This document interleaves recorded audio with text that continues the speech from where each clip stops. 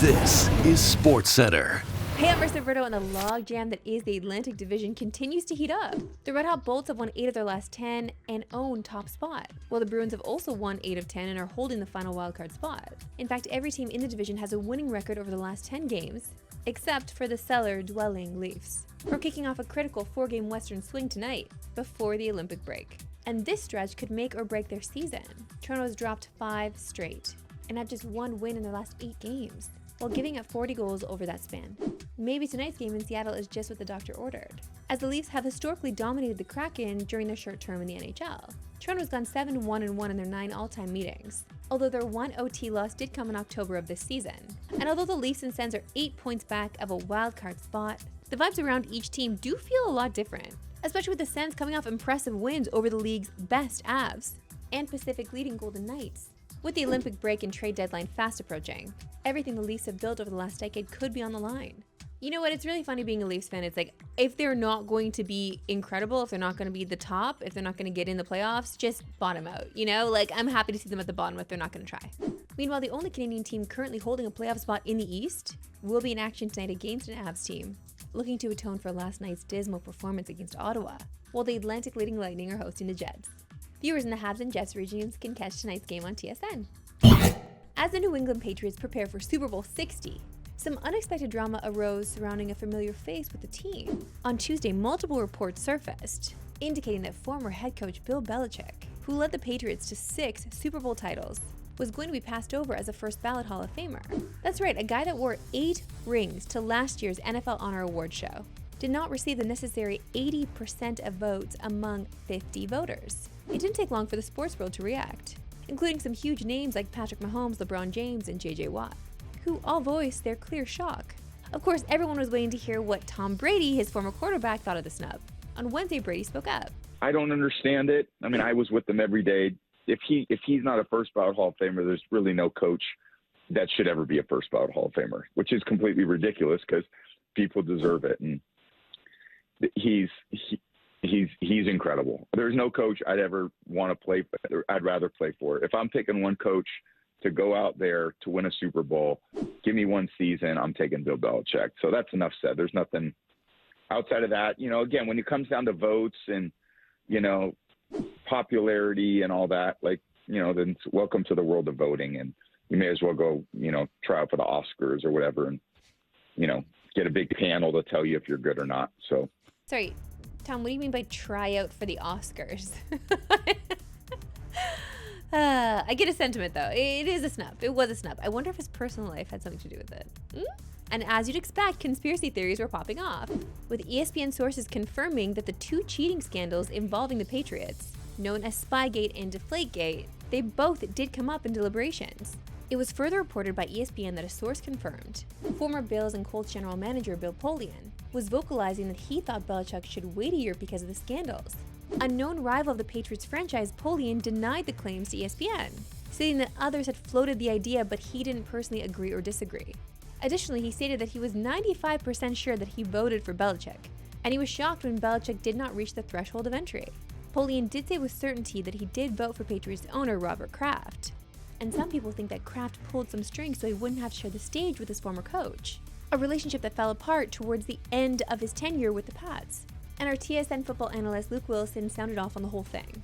It's utterly ridiculous, Jay. Utterly ridiculous. And I can tack this from a variety of standpoints here. But first and foremost, what the biggest issue I have with it, and you see this also with the Pro Bowl, is it's degrading the system that we've had in. Like, I always thought of the Pro Bowl and the Hall of Fame as, you know, obviously the Hall of Fame's better than the Pro Bowl, but like these great awards. And the Pro Bowl has kind of gone downhill for years now. But the Hall of Fame has just been this prestigious environment. And the idea now that people are allowed to vote against Bill Belichick for grudges or personal reasons just devalues a lot of it for me. I don't know about you, but I love this kind of tea, especially going into another red carpet season before NFL honors. I'm making this a topic. Time now for my favorite segment and yours, Why We Love Sports Today. Why we love sports today. It's still a little wild to me how quickly the NFL postseason has flown by. We're just 10 sleeps away from Super Bowl 60. It's hard to believe that the 49ers upset the defending champs way back on wildcard weekend, although it came at a great cost because they lost their elite tight end George Kittle, who's now out indefinitely with a torn Achilles. Although not even an injury that severe could keep Kittle's spirits down for long, or keep him off the golf course. Cabo golf. Am I aimed right? Perfect, perfect. There we go. Beauty. That's what I'm talking about. Oh, buddy. Are we on the green? Oh, we're on the green. Let's go. Oh yeah, at the pin. Is that gonna make it? Oh, yeah. Holy cow, George. What in the No Country for Old Men contraption is that?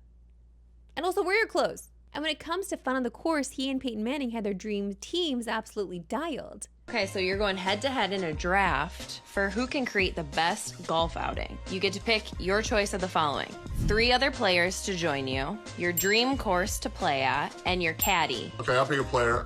You know, I think we kind of alluded to it earlier. Golf with music is fun. I'm going to go with George Strait. I'm going to take a young Arnold Palmer. I'm staying in the country music theme. I'm going with Eric Church. I'm going to go with a hockey player, my good friend Phil Forsberg for the Nashville Predators. I got one more. Yep. I like, I'm just staying in that theme. I'm going with, because he loves golf too, I'm going with Darius Rucker. My third pick is going to be Noah Khan, my dream course, Adair Manor. I like it. I'm going Pebble Beach. I just think country music on the Pacific Ocean. I don't know how you beat that. All right, and who would you pick as your caddy? I'm going to go with Shane Gillis. I think a caddy's going to make me laugh, keep me loose, help me play better, make fun of me. I think he's more than willing to do all those things. And so I'm going with Shane Gillis. I don't know if he plays golf. It don't matter. Before, but it'd be fun. I'm going to go for my caddy. I like the music, so I'm going to go with Luke Combs. What do you expect Luke to be doing? Singing and handing me Bud Light. He's your guy. High school beer never broke my heart. Never did. Well, I gotta say, I think I'll probably go with Peyton's group. Thank The you, Claire. music, yeah, the Thank you, music. Claire. That was even fair. Okay, I guess we all need to play this game. Okay, Dream Foursome. I'm gonna go with... Okay, I feel like we need some Canadian content in here. Let's go with Shorzy Jared Kiso. That would be a good time, I think. I think he'd be fun. Also, I don't even know if he's acting. I think he just is that guy. I think he just is Shorzy. Let's go with... would Taylor Swift be too much? Would Taylor Swift be too much? We gotta stick with the Canadian content here. I'm gonna want an actual hockey player, so let's go with Emma Malte of the Toronto Scepters. She would just be good, fun, goofy time. And then, yeah, you know what? James Duthie, because he's always got good stories and he would just keep the vibes flowing. Okay, let's go with a par 3 course in Scarborough, Dantonia. And then for caddy, I'm going to go with Bardown's very own Eric Kirk. He would love to be our caddy. Okay, now we have a really special preview for you on this show because anytime DZ puts his heart and soul into a piece, you gotta watch it. And this will help us and our hearts get into the World Cup just a little bit more. I know we're a few months away, but it's important that we start right now. So let's follow DZ and Michael Antonozzi, the producer of this one, as they follow the journey of Ali Ahmed and tell the story of the impossible journey of playing in a World Cup.